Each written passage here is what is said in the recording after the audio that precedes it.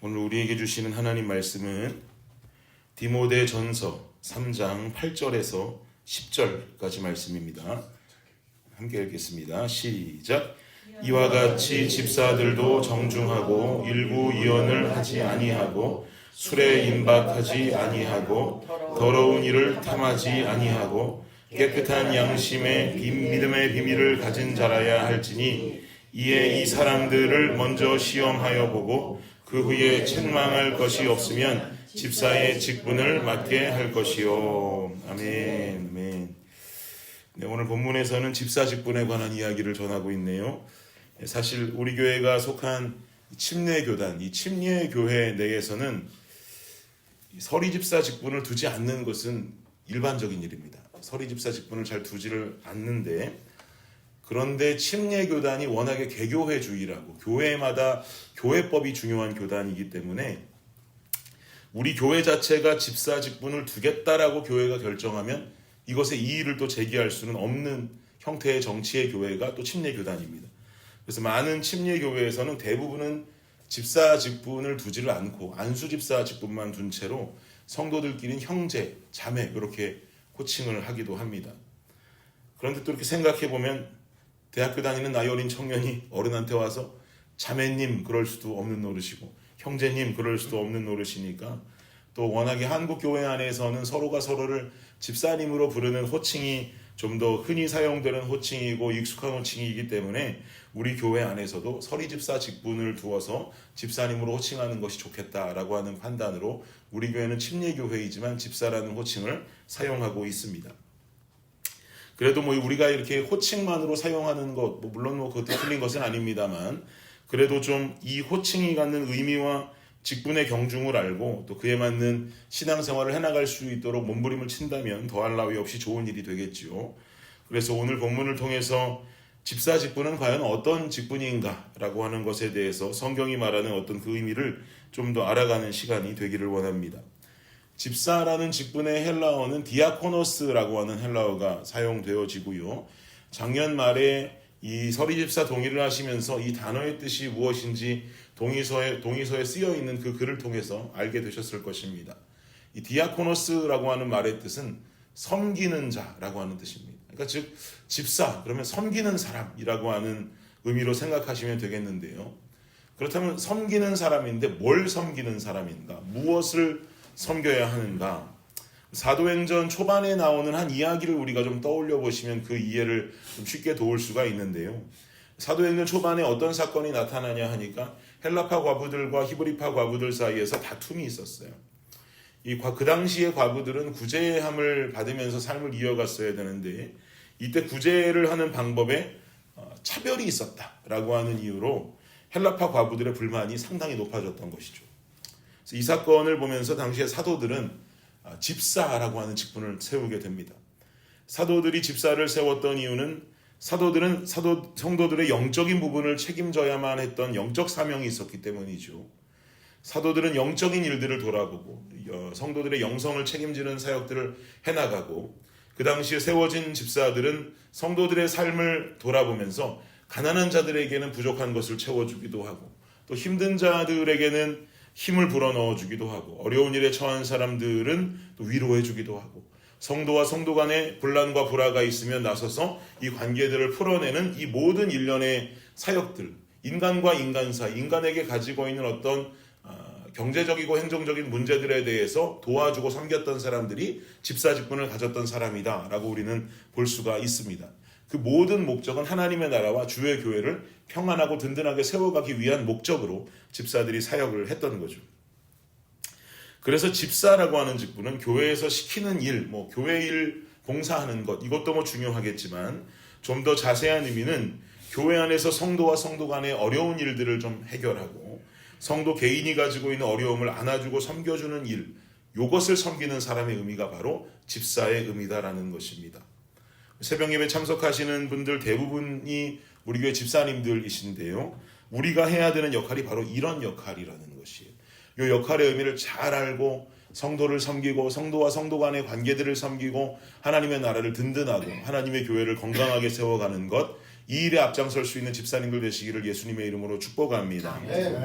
이런 역할을 하기 위해서는 본이 되는 삶의 모습을 갖추는 것이 중요할 텐데 8절을 한번 다시 보실까요?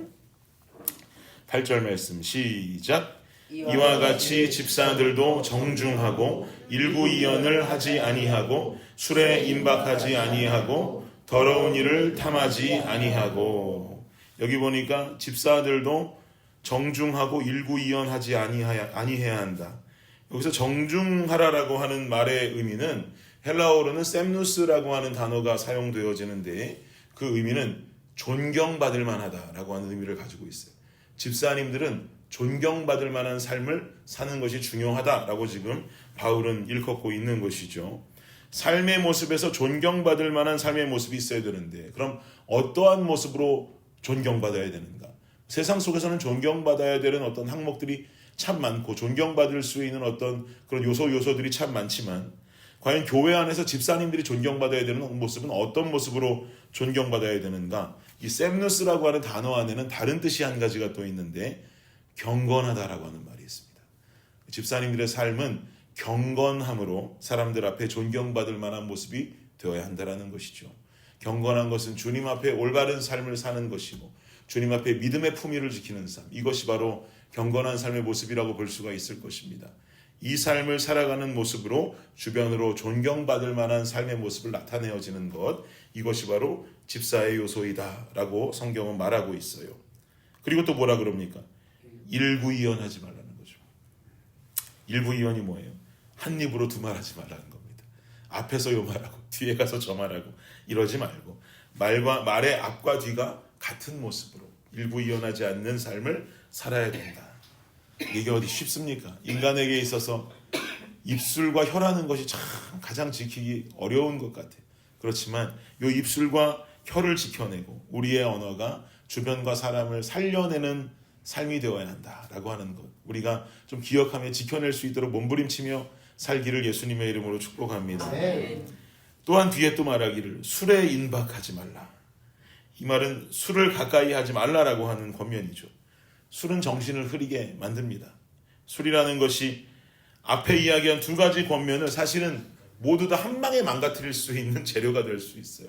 술에 취한 모습은 경건과는 거리가 멀고 또 경건과 거리가 멀다면 당연히 존경받을 수 있는 모습을 갖추지 못할 것이죠. 또한 술에 취하면 입술과 혀를 제어하기가 제일 힘들어요. 혀가 막 꼬부라지고 이러면서 마음속에 있는 말을 가감없이 필터 없이 전달하게 되고, 그러다 보니 술 마시면 술 먹는 사람들 보면 결국은 길거리에서 뭐하고 있어요? 싸우고 있잖아요. 제가 신혼 때 살던 동네가 부천이었는데 부천에 한 오피스텔에 살았는데 오피스텔만 내려오면 이건 뭐 아침인지 저녁인지 알 수 없을 정도로 그냥 불야성이에요. 뭐 불빛이 엄청난 네온 사인들로 가득한데 저녁에 나와가지고 그 동네 한 바퀴만 돌다 보면 여기저기서 주먹으로 싸우시는 분, 입으로 싸우시는 분, 발로 싸우시는 분, 모르는 사람이랑 싸우는 사람, 아는 사람이랑 싸우는 사람, 심지어 경찰이랑 싸우는 사람 수도 없이도 만나게 됩니다. 입술을 제어하지 못하다 보니까, 필터가 작동을 하지 않다 보니까 술에 취하면 입술과 혀를 제어하지 못하고 싸움이 벌어지게 되는 거죠. 이 모든 것에 해를 주는 술에 임박하지 마라, 가까이 지내지 마라, 거기에 빠져 살지 말아라 라고 지금 권면하고 있습니다. 그리고는 이 8절의 모든 내용을 정리하는 것과 같이 9절에 말하기를 이렇게 말하죠. 시작. 깨끗한 양심에 믿음의 비밀을 가진 자라야 할지니. 깨끗한 양심에 믿음의 비밀을 가진 자라야 한다. 믿음의 비밀을 가진 자라고 하는 말인즉슨 믿음 안에 살아가는 사람을 의미하는 것입니다. 정리하면 술을 가까이 하지 않고 그러므로 경건함으로 사람들에게 존경받을 만하며 입술과 혀를 제어해서 일구이연하지 아니하고 믿음 안에서 살아가는 자, 믿음의 비밀을 갖추고 살아가는 자야말로 집사직분에 걸맞는 사람이다 라고 하는 것을 강조하고 있어요. 그런데 믿음의 비밀을 가진 자라고 할 때 여기서 가졌다라고 하는 말을 보니까 헬라어 현재 분사로 쓰여지는데, 현재 분사로 쓰여질 때 그 뜻이 의미하는 바는 계속해서 갖고 있는 상태, 지속적으로 간직하고 있는 상태를 말하는 것입니다. 무슨 말이에요? 즉 믿음 안에서 살아가는 삶의 모습은 일시적으로 나타나서는 안 된다는 거예요. 은혜 받았다고 한번 불붙어서 그냥 확 타버리고 끝나면 안 된다는 것을 성경은 말하고 있는 것이죠. 어떻게 해요? 지속적으로, 계속적으로 그 안에 머무르는 삶의 열심이 필요하다라고 하는 의미가 되는 것입니다. 여러분 삶에 있어서 여러분 삶의 최근의 은혜의 간증은 어제의 나의 믿음이 되기를 예수님의 이름으로 축복합니다. 이 말이 무슨 말이에요? 지속적으로, 계속적으로 은혜 안에 살아가는 사람의 은혜 간증은 어제 임한 하나님의 은혜가 되어야 한다는 것이죠. 여러분 삶의 은혜의 간증이 10년 전 얘기 나오지 않았으면 좋겠어요. 20년 전 이야기 나오지 않았으면 좋겠어요. 제가 청년 사역할 때 청년들하고 이야기하다 보면 제가 은혜 받았을 때 이야기하면서 중고등부 때 수련회 얘기를 그렇게도 해요. 중고등부 때 수련회 그 몇 년 전입니까? 청년들한테. 제가 사역하던 청년들은 25세 미만이 없었거든요. 그러면 그때 중고등부 수련회 벌써 10년 전 얘기 아직도 하고 있는 거예요. 우리가 이런 10년 전에 중고등부 수련회 이야기하지 말고 지난 주간의 삶 가운데 또 어제의 삶 가운데 하나님께서 주셨던 동행과 은혜를 고백하고 우리가 함께 나눌 수 있는 삶이 되면 좋겠다라고 하는 이야기를 많이 나누었었어요. 오늘 내가 어제 누렸던 말씀의 은혜가 오늘 고백하는 내 삶의 가장 최근의 간증이 되어야 되고 오늘을 살아가는 나의 삶의 모습은 또한 내일의 간증의 재료가 되기를 간절히 원합니다. 오늘 주어진 이 하루가 내일의 간증이 될 수 있도록 믿음 안에서 살아가며 올바르지 못한 행위와 모습들을 철저히 외면하면서 지속적으로 계속적으로 믿음 안에 은혜 안에 머무르며 살아가는 블레싱 성도님들 그리고 집사님들의 삶이 되시기를 예수님의 이름으로 축복합니다. 기도하겠습니다. 주님 감사합니다. 믿음 안에 살아간다라고 하는 우리의 삶이 주여 그저 한때 받았던 은혜의 삶으로 단절되는 것이 아니라 지속적으로 계속적으로 아버지 하나님 우리가 지켜내고 살아내는 은혜의 삶이 되게 하여 주시옵소서. 이 아침에 이 새벽에 나와서 기도하고 예배드림으로 하루를 시작하는 이 이유도 지속적인 계속적인 할아버지의 은혜를 사모하며 나온 자리인 줄을 믿습니다. 아버지 하나님 우리 안에 이 활활 타오르는 은혜의 불길이 하루 이틀 계속 지속되어지는 뜨거운 불길로 여전히 남아있는 우리의 삶이 되게 하여 주시옵소서. 그리하여서 어제의 삶이 오늘의 간증이 되게 하여 주시고 오늘을 열심히 살아가는 나의 모습이 내일의 간증의 재료가 되게 하여 주시옵소서. 감사합니다. 이 모든 말씀 예수님의 이름으로 기도드립니다. 아멘.